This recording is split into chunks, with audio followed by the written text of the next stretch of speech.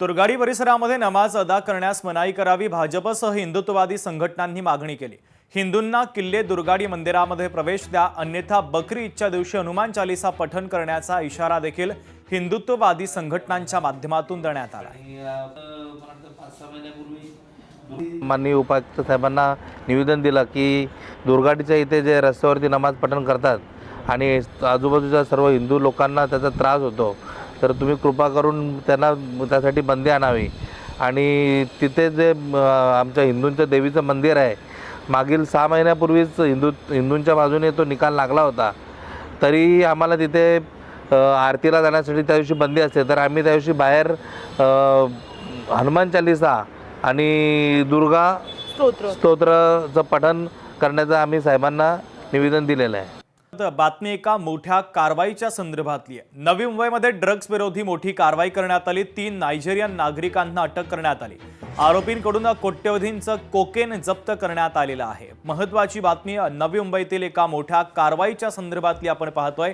Drugs विरोधी ही मोठी कारवाई करण्यात आली। 3 नायजेरियन नागरिकांना अटक करण्यात आली, तर आरोपींकडून कोट्यवधी रुपयांचं कोकेन जप्त करण्यात आलेलं आहे।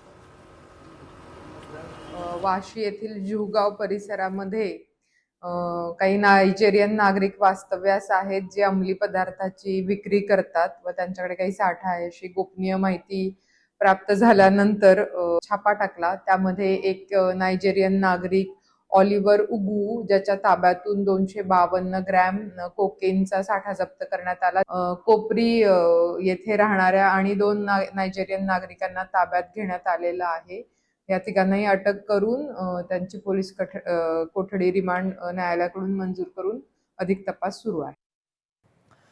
महाराष्ट्रामध्ये कथित बनावट जन्म प्रमाणपत्र घोटाळ्याचा मुद्दा पुन्हा एकदा ऐरणीवर आलाय। भारतीय जनता पक्षाचे नेते किरीट सोमय्या यांनी गंभीर आरोप करत मुंबईसह राज्यातील अनेक महानगरपालिकांमध्ये मोठ्या प्रमाणात बोगस जन्म प्रमाणपत्र देण्यात आल्याचा दावा केलाय। विशेष म्हणजे अस्तित्वात नसलेल्या व्यक्तींच्याही नावाने जन्म प्रमाणपत्र जारी केल्याचा आरोप करण्यात आलेला आहे। फडणवीस सरकारने आतापर्यंत 3 लाख संशयित जन्म प्रमाणपत्र रद्द केल्याचा दावा देखील किरीट सोमय्या यांनी केलाय। तर या आरोपांमुळे आता राज्यातील जन्म नोंदणी प्रक्रियेवर प्रश्नचिन्ह उपस्थित केलं जात आहे। या प्रकरणामध्ये सरकार आणि प्रशासन काय भूमिका घेणार, याकडे आता सर्वांचं लक्ष लागलेलं आहे।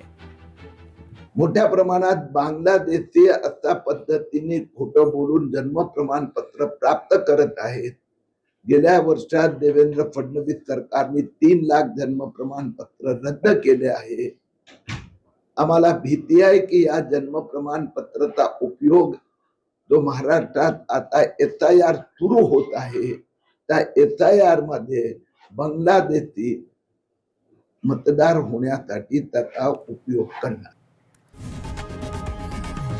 लोकशाही मराठी ऐका, पहा, जागरूक रहा।